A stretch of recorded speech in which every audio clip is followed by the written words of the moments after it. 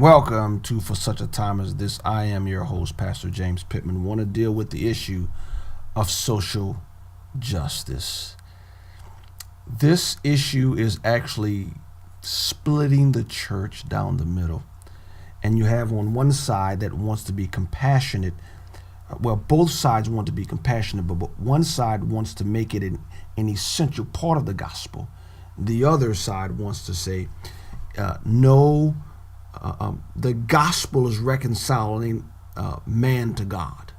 And what we do here amongst ourselves, if there is compassion that is shown to one another, it is because a heart has been changed and we love with the love of Christ. Let me play a clip from John MacArthur as he explained this religious reality.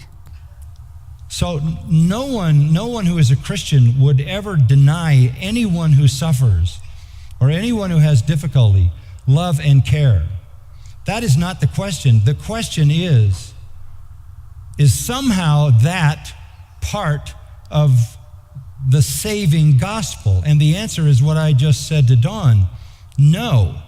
But that behavior is the evidence of a transformed heart.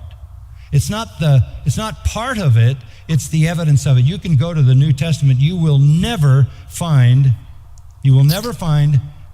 anything other than believing in the Lord Jesus Christ, confessing him as Lord, believing in his death and resurrection, believing in the true God, the true Christ, his life, death, substitutionary atonement, resurrection, exaltation, lordship, believing that, confessing your sin, repenting, that's the gospel.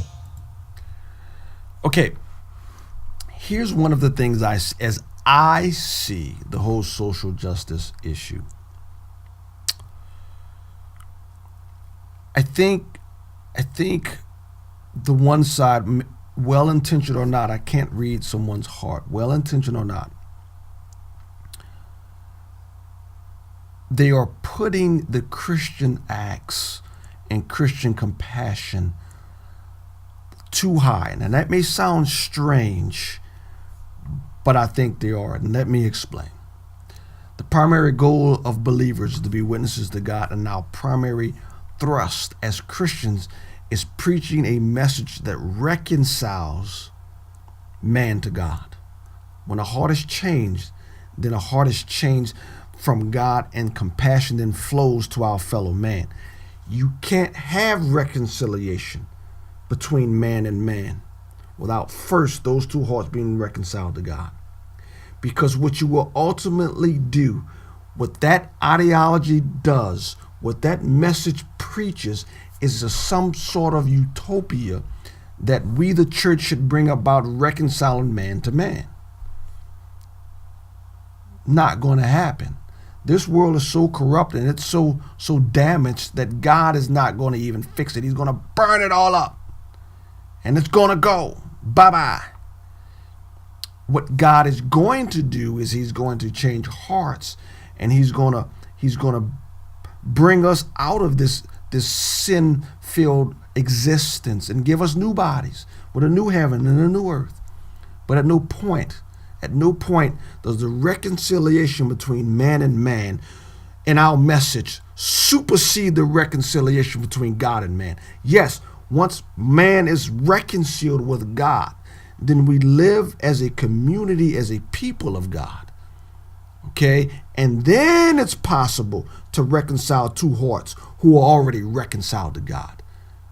And when it comes to the social justice, and I see people talk about white privilege and Black Lives Matters, and they slap Christian sayings and Christian terms on top of that message, my humble opinion, preach more about the reconciliation between man and God, and then it's possible to talk about reconciliation between man and man. We will continue to look at this issue. We will continue to delve into it and look at the leaders on both sides. But for such a time as this, when it comes to this issue, we must never sacrifice the power of the gospel, and that is reconciling man to God. I am your host, Pastor James Pittman, and this is For Such a Time as This.